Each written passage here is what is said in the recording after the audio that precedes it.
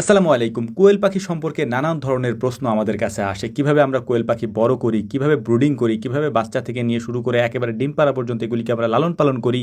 এই বিষয়গুলি নিয়ে অনেক প্রশ্ন আপনাদের থাকে। আজকের এই ভিডিওতে তার সম্পূর্ণটা আমি বলে দেওয়ার চেষ্টা করব যতটুকু সম্ভব হবে ইনশাআল্লাহ। একটা আলাদা ভিডিও তৈরি করে এই বিষয়গুলি আপনাদেরকে আমরা জানিয়ে দিচ্ছি এই কারণে, কারণ আপনারা যখন আমাদেরকে ফোন দেন বা আমাদের কাছে এই বিষয়গুলি জানতে চান তখন অল্প সময়ের মধ্যে এত কিছু আপনাদেরকে বোঝানোটা আমাদের পক্ষে সম্ভব হয় না। তো যাই হোক, আলহামদুলিল্লাহ আমরা আজকে শুরু করব একেবারে ছোট বাচ্চা থেকে, অর্থাৎ একদিনের বাচ্চা যেটা ফুটে বের হয়েছে মেশিন থেকে সেটা দিয়ে শুরু করব এবং সেইটার 10 দিন পর্যন্ত যে ব্রুডিং সিস্টেমটা রয়েছে সেটা সম্পর্কে আমরা আগে জানানোর চেষ্টা করব।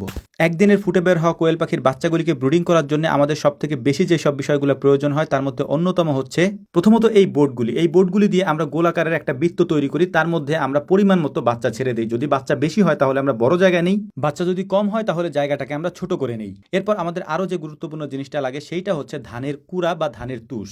গোল বৃত্ত করার পর ওই বৃত্তের মধ্যে আমরা দিয়ে দিই ধানের কুড়া বা ধানের তুষ।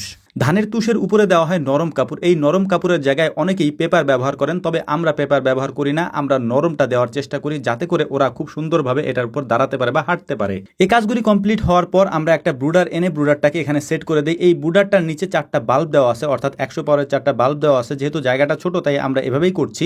ব্রুডিং এর জায়গাটা সুন্দর করে তৈরি করার পর আমরা এই লাইটগুলিকে আধা ঘন্টার মতো জ্বালিয়ে রাখি যাতে তাপমাত্রাটা 32-33 ডিগ্রি পর্যন্ত উঠে যায়। এই আধা ঘন্টার মধ্যেই আমরা বাকি কাজগুলি সেরে নেই, অর্থাৎ ওদেরকে পানির যে পাত্রগুলি আমরা দেই সেই পাত্রগুলিকে সুন্দর করে ধুয়ে পরিষ্কার করে ওষুধটাকে মিশিয়ে আমরা তৈরি করে রাখি আগে থেকেই। ভিডিওর এই পর্যায়ে সবথেকে গুরুত্বপূর্ণ অংশটি আমরা আপনাদেরকে দেখানোর চেষ্টা করব, সেটা হচ্ছে কি কি ওষুধ আমরা ব্যবহার করি এই 10 দিনে, সেটা আমরা আজকেই বলে দেবো ইনশাআল্লাহ। গুরুত্বপূর্ণ একটা কথা আপনাদেরকে বলে নেই, আমরা এখন যা যা ব্যবহার করছি অর্থাৎ যে ওষুধ ব্যবহার করছি এর পাশাপাশি যেভাবে ব্রুডিং করছি এটা সম্পূর্ণ আমাদের নিজস্ব পদ্ধতি। আপনি চাইলে এর বাইরে গিয়ে অন্য কোনো পদ্ধতিতেও সেটা করতে পারেন, তবে অবশ্যই আপনি এখানে কন্ট্রোভার্সি তৈরি করবেন না যে এটা কেন করলেন ওইটা কেন করলেন। আমরা দীর্ঘদিন যাবত এভাবেই করে আসছি, আলহামদুলিল্লাহ ভালো ফলাফল আমরা পাচ্ছি এবং আমাদের খামারটা বেশ ভালোভাবেই চলছে, বিশেষ করে কোয়েল পাখির এই সেক্টরটা।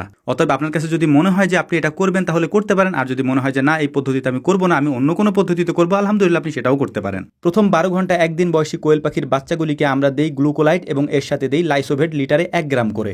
এর পরের 12 ঘন্টায় দেওয়া হয় লিটারে 1 গ্রাম করে ডক্সিএভেট। এভাবে চলে 3 দিন। চতুর্থ দিন থেকে আমরা দেই হচ্ছে রেনাডাব্লিউএস যেটা মাল্টিভিটামিন, এটা লিটারে 1 গ্রাম করে 12 ঘন্টা দেই এবং বাকি 12 ঘন্টা আমরা সাদা পানি দেই। 3 থেকে 6 দিন পর্যন্ত এটা চলতে থাকে। সপ্তম দিন থেকে আমরা দেই হচ্ছে থায়াবিন 12 ঘন্টা লিটারে 1 গ্রাম করে। এর পাশাপাশি বাকি 12 ঘন্টা আমরা দিয়ে থাকি জিঙ্ক, এটাও লিটারে 1 গ্রাম করে আলহামদুলিল্লাহ আমরা দিয়ে থাকি। এভাবেই আমরা 10 দিনের একটা কোর্স শেষ করি ব্রুডিং এর। এই 10 দিন ব্রুডিং শেষ করার পর 10 দিন থেকে নিয়ে 35 দিন পর্যন্ত আমরা আর কোনো ওষুধ দেই না। 35 দিন যখন বয়স হয় তখন আমরা 3 দিন পর্যন্ত আমরা ভিটামিন AD3টা ওদেরকে খাওয়াই, অর্থাৎ 35 থেকে 38 দিন পর্যন্ত ওদেরকে ভিটামিন AD3টা খাওয়ানো হয়। অনেকেই একটা বিষয় জানতে চাইতে পারেন, সঙ্গত কারণে ভ্যাকসিনের ব্যাপারটা হয়তো আমরা বলিনি। এই কারণেই হচ্ছে যদি এই বিষয় সম্পর্কে আপনাদেরকে জানতে হয় তাহলে অবশ্যই রাত 9টা থেকে 10টা আমাদের ফেসবুক পেজ বিসমিল্লাহ এগ্রোতে গিয়ে আপনারা আমাদেরকে কল দিয়ে এই বিষয়টা জেনে নিতে পারবেন ইনশাআল্লাহ, শুধু শুক্রবার ব্যতী রেখে। আগামী কিছুদিন পরেই হয়তো শীত পড়বে। শীতের সিজনে কোয়েল পাখির চাহিদা অনেক বেশি থাকে, এর পাশাপাশি কোয়েল পাখির ডিমেরও অনেক চাহিদা থাকে, দামও অনেক বেশি বেড়ে যায় আলহামদুলিল্লাহ। তো যারা প্ল্যান করেছেন কোয়েল পাখি পালন করবেন তারা বিশেষ করে শীতের সিজনে পালন করতে পারেন, কারণ এই সময় ডিমের দাম ভালো পাওয়া যায় এবং কোয়েল পাখির চাহিদাও অনেক ভালো থাকে।